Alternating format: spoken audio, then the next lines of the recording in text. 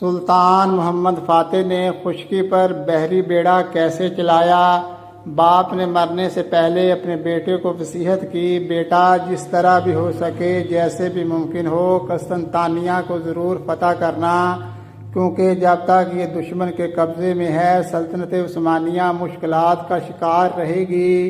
چنانچہ محمد فاتح نے تخت نشین ہوتے ہی جنگ کی تیاریاں شروع کر دیں۔ سلطان محمد فاتح عثمانی سلسلے کے حکمرانوں میں محمد ثانی کے نام سے مشہور ہوا۔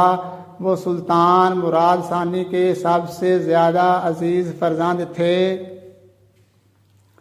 محمد اول کے زمانے میں ایک قلعہ قسطنطنیہ کے مشرقی ساحل پر بنوایا گیا تھا۔ محمد ثانی نے یورپی ساحل پر ایک اور قلعہ تعمیر کروایا، اس کو رومیلیہ حصار کہتے ہیں اور یہ آج تک موجود ہے۔ سلطان محمد فاتح نے جنگ کی تیاری کچھ اس طرح کی کہ بڑی بڑی توپیں بنوائیں، سمندری راستہ بند کرنے کے لیے جنگی کشتیاں تیار کروائیں، خود اردن کے مقام سے 90,000 فوج لے کر روانہ ہوئے۔ رومیوں نے سمندر میں زنجیریں باندھ رکھی تھیں، اس لیے ترکوں کا بیڑا داخل نہ ہو سکا۔ اس پر سلطان محمد نے خشکی پر 6 میل تک لکڑی کے تختے بچھوائے، ان کو چربی سے چکنا کرا دیا اور راتوں رات ان تختوں پر سے کشتیوں کو دھکیلتے ہوئے صبح کے وقت قسطنطنیہ کی فصیل تک پہنچ گئے۔ اگلی صبح رومی اچانک اسلامی بیڑے کو دیکھ کر لرز گئے۔ ان کے وہم و گمان میں بھی نہ تھا کہ مسلمانوں کا بیڑا خشکی پر سفر کر کے یہاں تک آ پہنچے گا۔ دشمن سخت بدحواس ہو گیا اور عام حملے کا اعلان ہو گیا۔ جنگ شروع ہو گئی۔ قسطنطنیہ کا قیصر مارا گیا، گولہ باری سے قلعے کی فصیل ٹوٹ گئی۔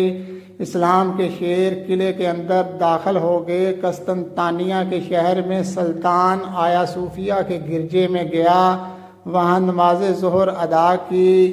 یہ وہ شہر تھا جس کے فاتح کو نبی کریم صلی اللہ علیہ وسلم نے جنتی ہونے کی بشارت دی تھی۔ جسے بڑے بڑے اسلامی لشکر فتح نہ کر سکے، اسے سلطان محمد نے فتح کر دکھایا۔ اس فتح کی بنیاد سلطان محمد فاتح بہترین سپہ سالار ہونے کے ساتھ علم و فن میں بھی ماہر تھے، 7 زبانیں جانتے تھے۔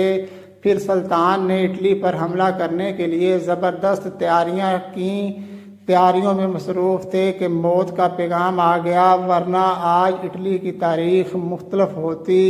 افسوس کہ آج مسلمانوں نے اپنے ماضی کو بھلا دیا ہے۔ قسطنطنیہ یعنی استنبول امریکہ یہودیوں کا حامی ہے، اگرچہ وہاں آج یہودیوں کی حکومت نہیں ہے، لیکن دیکھا جائے تو وہاں کے فوجی جرنیل یہودی ایجنٹ ہی ہیں۔ مسلمان عیش پرستی اور دولت کے طالب بن چکے ہیں۔ اے مسلمانوں، تم فاتحین کی اولاد ہو، تم نے اپنا ماضی کیوں بھلا دیا؟ اب بھی وقت ہے، بیدار ہو جاؤ، ورنہ مستقبل تمہیں بھلا دے گا۔